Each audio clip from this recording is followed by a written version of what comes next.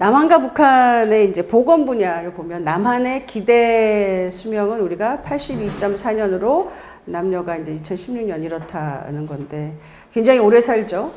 북한은 훨씬 짧게 삽니다. 여자 72.9년이기 때문에 여기 여자 85.4년하고 비교해 보면은 10년 이상 짧게 사는 걸 알 수가 있어요. 영아 사망률도 1000명당 2.8명이고 남자아이가 여자아이보다 더 영아 사망률이 높았는데 북한은 1000명당 22명이니까 이건 정말 엄청난 숫자가 죽는 거라고 볼 수 있고요. 북한의 경우는 아동의 영향이 저체중과 발육부진을 합하면 지금 이제 40%가 넘잖아요. 그래서 아동의 2명 중 1명은 지금 성장을 제대로 하고 있지 못하다라는 것을 알 수가 있습니다. 결핵은 아까 10만 명당 우리는 97명인데 여기 10만 명당 429명인데 증가 추세로 되어 있죠. 대한민국은 한 10년, 15년 전쯤에 결핵이 없는 무결핵 국가로 선포를 했었습니다. 자, 그래서 이제 북한의 의료 관련 사진들 몇 개 이렇게 저희가 했습니다. 여기 옥류 아동병원도 있고요. 산부인과겠죠? 예, 그런가 하면 저는 요건 이제 눈 병원입니다. 안과인데요. 요거 한번 보세요. 요게 뭘까요? 요거 이제 침대도 좀 볼 필요도 있는데 요거가 김선환 선생님 이게 뭐예요? 링겔. 링겔을 이렇게 그 무슨 콜라병, 맥주병 같은 데다가 이렇게 해가지고 하는 거죠. 예, 맥주병에. 자, 그래서 아직도 병원의 상태가 이런데 이렇게 좋은 병원들도 또 평양에는 있는 거죠. 2007년에 평양에 갔을 때에는 평양 시내에 있는 적시자 병원이 4차 병원, 북한은 1, 2, 3, 4차 병원까지, 우리는 1, 2, 3차 병원까지 있고 4차 병원까지 있는 4차 병원인 적시자 병원까지 가기 전에 아래에서부터 1, 2, 3차 병원을 다 거쳐서 갔는데요.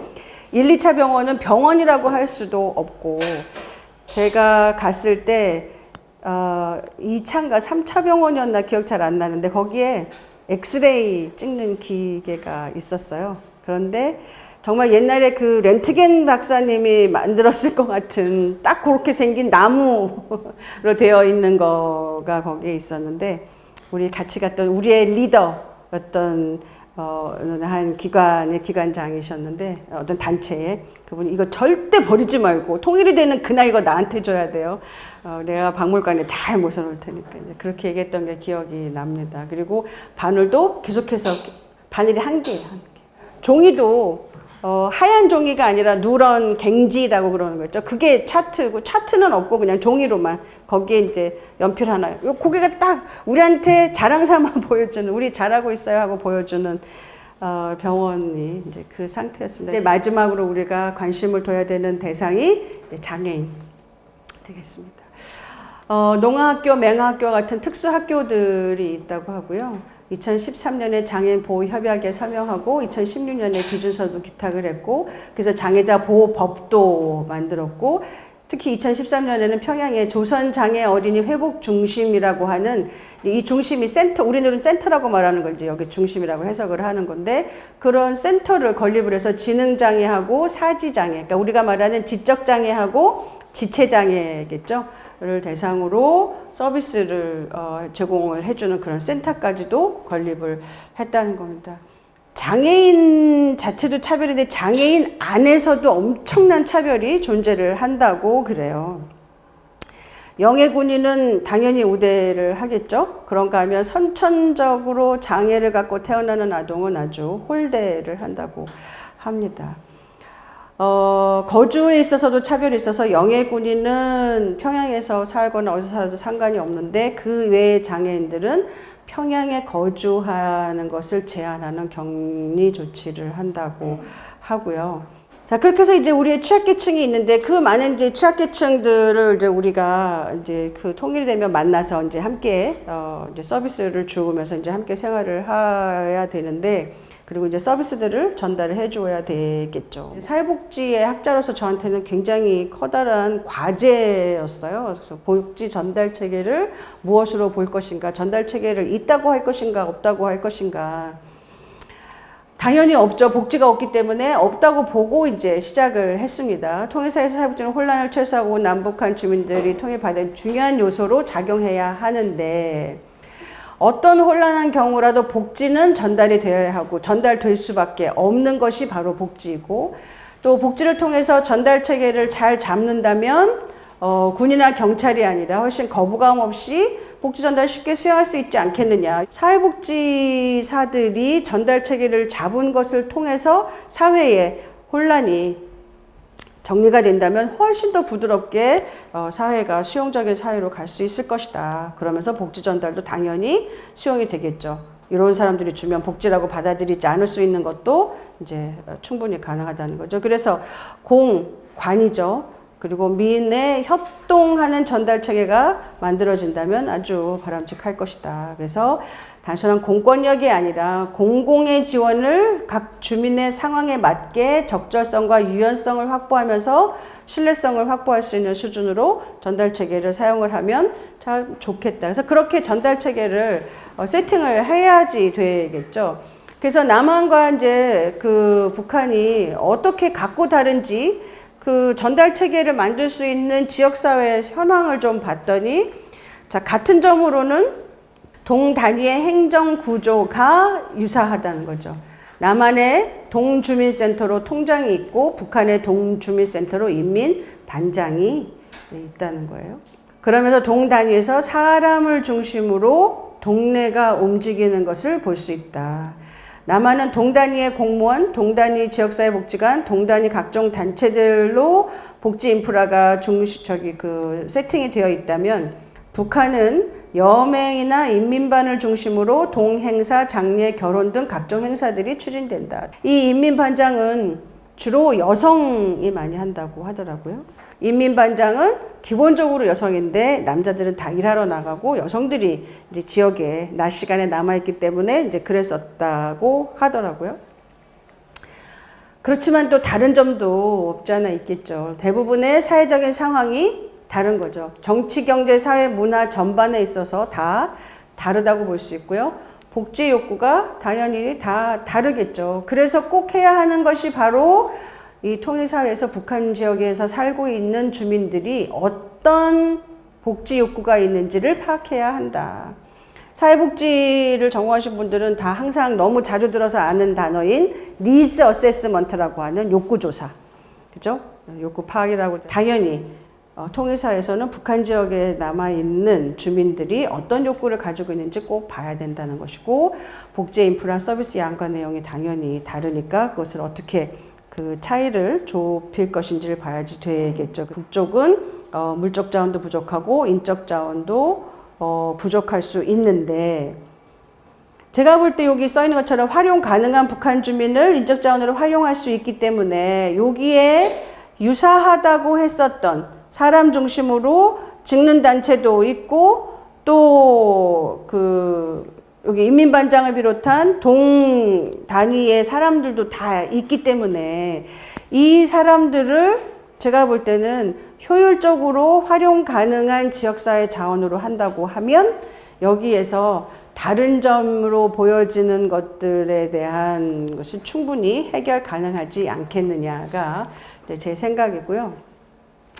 이것도 제가 그린 그림이 아니라 그때 강의했던 이임순 강의의 이제 그 내용을 가지고 온 건데, 이쪽이 이제 행정지원위원회도 있고 구역 동의 사무소들이 지역 단위로 있고, 지구의 책임자가 이제 5-6개 인민반을 대상으로 해서 이렇게 이제 만들어져 있다는 거죠. 그래서 여기는 지역사회이고, 그런가 하면 여기에는 이제 직맹도 있고, 농업 근로자들의 농근맹도 있고, 또 여성들로만 이루어진 여맹도 있고, 여맹은 이제 여성들 중에서 직장 생활을 하는 이제 여맹이 있고, 그리고 이제 청년들의 청년도면도 있고 조선 소년단도 있지만 이제 이쪽 사람들하고 이쪽 사람들이 이제 복지 전체로 봤을 때는 이제 우리가 활용할 수 있는 거라고 볼 수 있겠죠. 그런가 하면 이제 복지 전문가가 부재하겠죠. 그래서 취약계층들이 이제 도움을 받지 못해서 이제 사회복지사가 절대적으로 필요한 상황이라 우리는 통일시대에 복지를 제공할 사회복지사 양성이 중요하다라고 볼 수 있겠습니다. 아까부터 계속 강조하듯이 이제 복지는 환경 속 인간, 그래서 사회 구조에 있는 국민을 대상으로 서비스나 프로그램을 제공하는 실천이기 때문에 통일시대에 사회복지를 하는 사람, 사회복지 전문가, 사회복지사라고 부를 수 있는 사람들은 어떤 준비를 해야 하는가? 통일시대 주체로서의 자기인식이 있어야 된다. 사회복지사는 통일시대를 이끌어가야 되는 주체이다라고 자기인식을 하자는 거고요.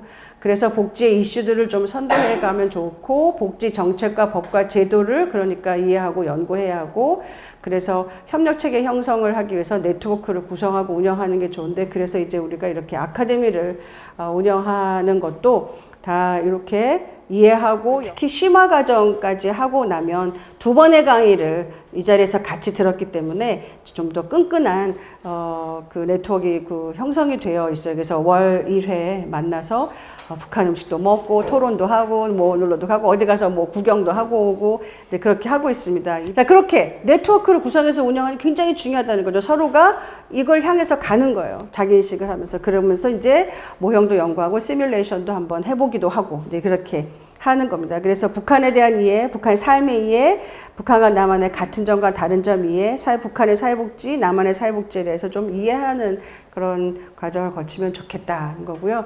그래서 통일사회복지는 지역사회 중심의 지역개발과 서비스 관리로 되어 있다. 그래서 이렇게 한번 만들어 볼 수 있습니다. 그래서 지역사회 복지이고 커뮤니티 안에서 이루어지니까 커뮤니티 케어이며, 그리고 사회복지를 중심으로 하는 상담을 통해서 서비스를 관리해 주는 것이다. 마지막으로 그렇게 하기 위해서 통일시대의 사회복지사는 어떤 실천 역량을 가지고 있으면 좋겠는가에서 저 여기에 이제 5개의 성질하고 7개의 힘을 한번 정리를 해보았습니다. 이게 우리가 항상 많은 그 사람들에서 이제 회자되어 있는 많은 애들이 사회복지사는 좀 민감해야 한다. 특히 이제 저 같은 경우는 이 민감성을 1번으로 치고요. 통일시대에는 특히 더 민감해야 하고, 남북의 차이점, 같은 점, 비슷한 거를 자꾸 찾아내야 되고, 다른 것을 다르다고 인정해 줄 수 있어야 되는 거에 대한 민감성.